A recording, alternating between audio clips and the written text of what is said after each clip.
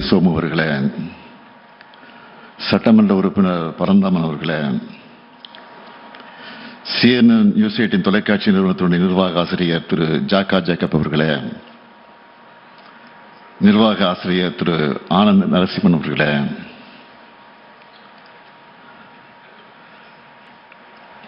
தெற்கிற்கான நிர்வாக ஆசிரியர் திரு விவேக் நாராயணன் அவர்களே, நியூஸ் 18 தொலைக்காட்சி நிறுவனத்தின் மூத்த ஆசிரியர் திரு கார்த்திகை செல்வன் அவர்களே,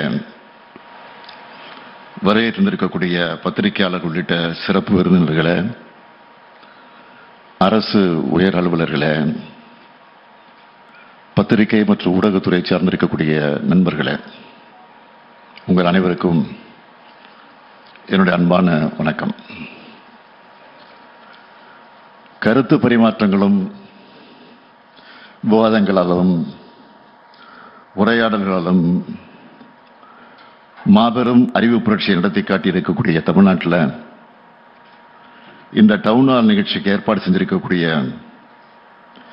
CNN நியூஸ் 18 ஊடக நிறுவனத்திற்கு முதல்ல என்னுடைய வாழ்த்துக்களையும் பாராட்டுக்களையும் நான் தெரிவித்துக் கொள்ள விரும்புகிறேன்.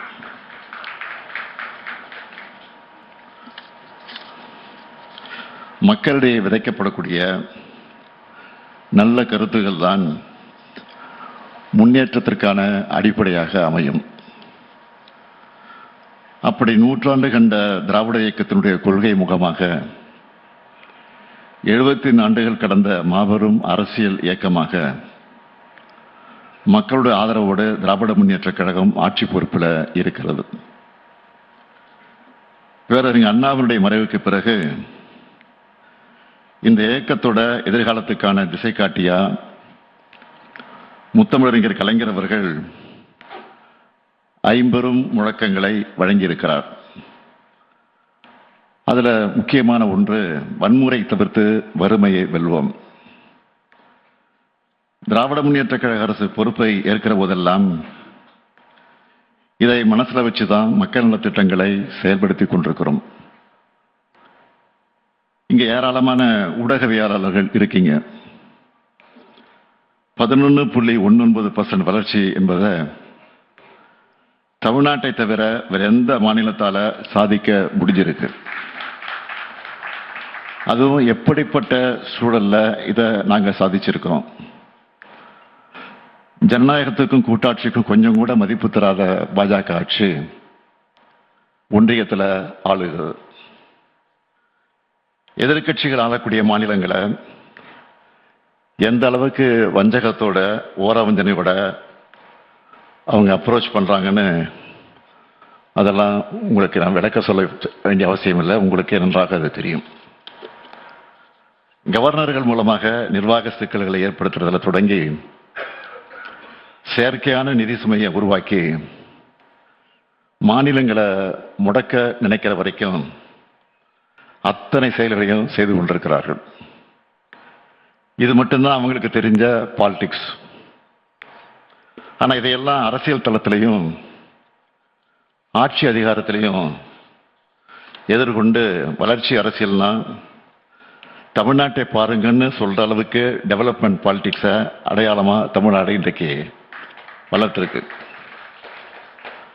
அதுவும் ஒரு தரப்புக்கான வளர்ச்சி இல்லை, எல்லாருக்கும் எல்லாம் என்ற பரந்துபட்ட வளர்ச்சி. பெண்கள், மாணவர்கள், இளைஞர்கள், விவசாயிகள், தொழிலாளர்கள், நெசவாளர்கள், தொழில் முனைவோர், அரசு ஊழியர்கள்,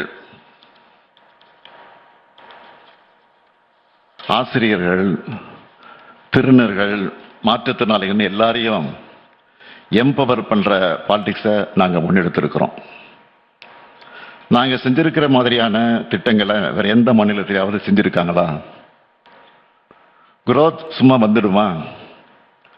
இத்தனை திட்டங்களையும் வெற்றிகரமா செயல்படுத்துற காரணத்தினாலதான் 11.19% குரோத் சாத்தியமாகி இருக்கு.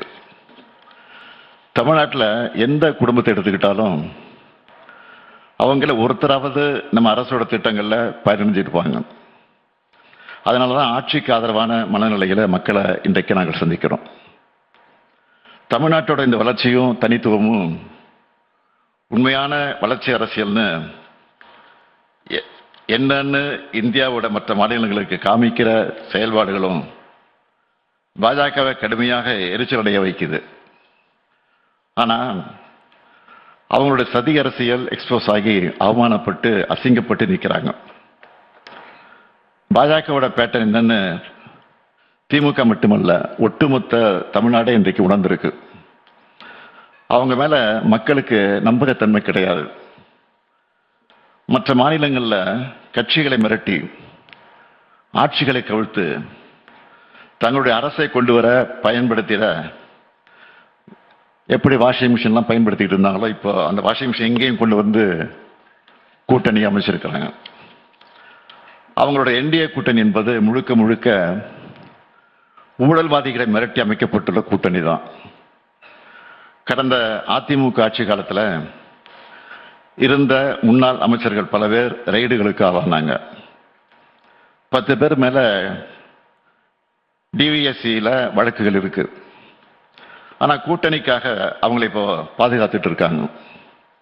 இன்னும் சொல்லணும்னா முன்னாள் அமைச்சர்கள் சில பேர் மேல எஃப்ஐஆர் கூட பதிவு பண்ண விடாம நீண்ட ஆண்டு காலமா ஆன்லைன் மூலமா நிறுத்தி வச்சிருக்கிறாங்க. இந்த லட்சணத்துல இப்போ இடி, ஐடி, சிபிஐ ஆகியவற்றை வச்சு எங்களையும் மிரட்டலான்னு பார்க்குறாங்க. என்னதான் பாஜக இடி, ஐடி, சிபிஐன்னு தன்னுடைய படைபலத்தை அந்த பரிவாரத்தை அழைச்சிக்கிட்டு வந்தாலும் அதை ஒரு கை பார்ப்போம்னு நாங்களும் தயாராக தான் இருக்கோம். இடி இதுவரைக்கும் பதிவு செஞ்ச 8000த்துக்கு அதிகமான வழக்குகளில் எத்தனை வழக்குகள் முழுமையாக நடந்திருக்கு? அவங்களோட உண்மையான கன்விக்ஷன் ரேட் என்ன? ஊழல் குற்றச்சாட்டுக்கு உள்ளானவங்க எல்லாரும் உடனடியாக யாரு கூட கூட்டணி சேர்றாங்க? புலனாய்வு முகமைகளை இவ்வளவு மலிவா பயன்படுத்தி தான் பாஜக அரசியல் சதுரங்க வேட்டையை நடத்திக்கிட்டு இருக்கு. அதுக்கு என்டிஏன்னு அந்த என்டிஏன்னு அந்த கூட்டணிக்கு பேரு. மக்கள் பாஜகவை நம்பணும்னு பழனிசாமி போன்ற ஆமாம்சாமிங்க பாஜகவின் கிழக்கழக செயலாளரை வச்சுக்கிட்டு டப்பா இன்ஜின் எடுத்துக்கிட்டு உள்ள வர நினைக்கிறாங்க. பாஜக உள்ள நுழைஞ்சா எப்படியெல்லாம் நடந்துப்பாங்க என்பதைத்தான் இப்போ அண்மையில் மகாராஷ்டிராவில் பார்த்துக்கிட்டு இருக்கோம். அதை நீங்கள் தெளிவாக புரிஞ்சிருப்பீங்கன்னு நினைக்கிறேன்.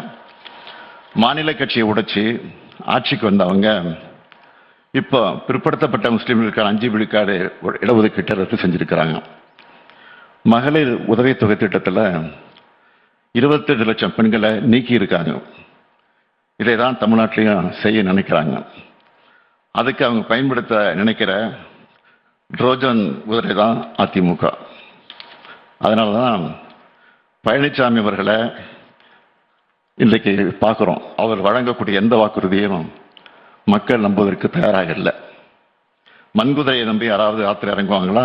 நிச்சய மாட்டாங்க. எங்களை பொறுத்த வரைக்கும் எங்களோட லட்சியங்களும் கடமைகளும் ரொம்ப பெருசு. அதை நோக்கிய பயணம்தான் எங்களுடைய தேர்தல் வெற்றிகள். எல்லாருக்கும் எல்லாம், எங்கும் தமிழ், எதிலும் தமிழ், அனைத்து துறை வளர்ச்சி, அனைத்து மாவட்ட வளர்ச்சின்னு மக்கள் நல திட்டங்களை செயல்படுத்திக்கிட்டு இருக்கிறோம்.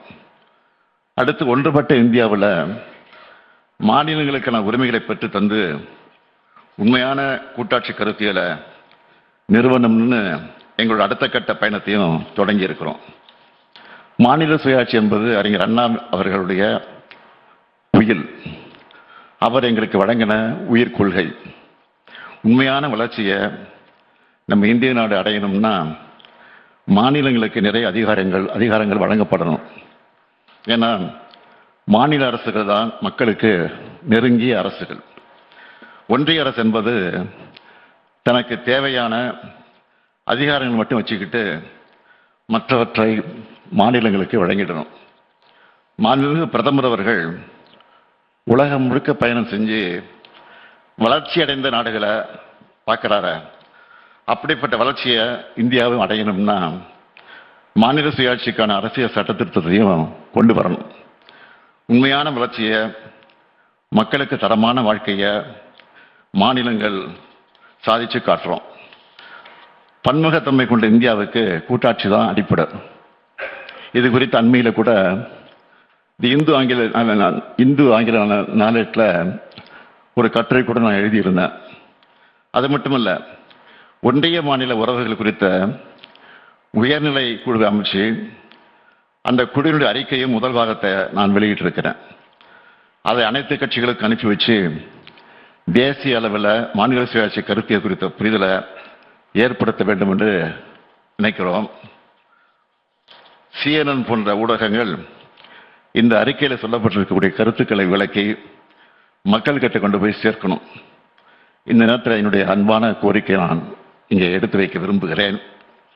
எங்களை பொறுத்த வரைக்கும் சமத்துவம், சமூக நீதி, மதச்சார்பின்மை, சகோதரத்துவம், மாநில சுயாட்சி உள்ளிட்ட கருத்தியல்கள் குறித்து இந்தியா முழுக்க ஒரு பரந்துபட்ட பார்வை உருவாக வேண்டும் என்று நினைக்கிறோம்.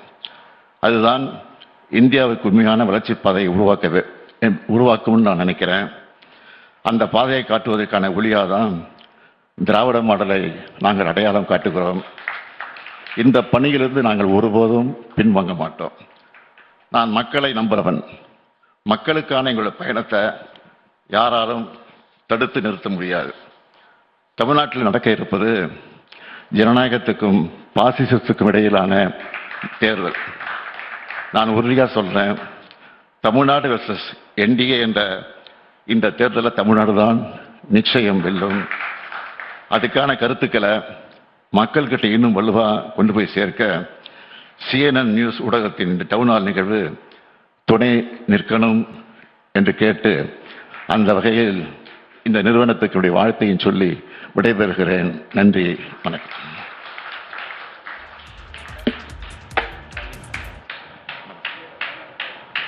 Sir, thank you.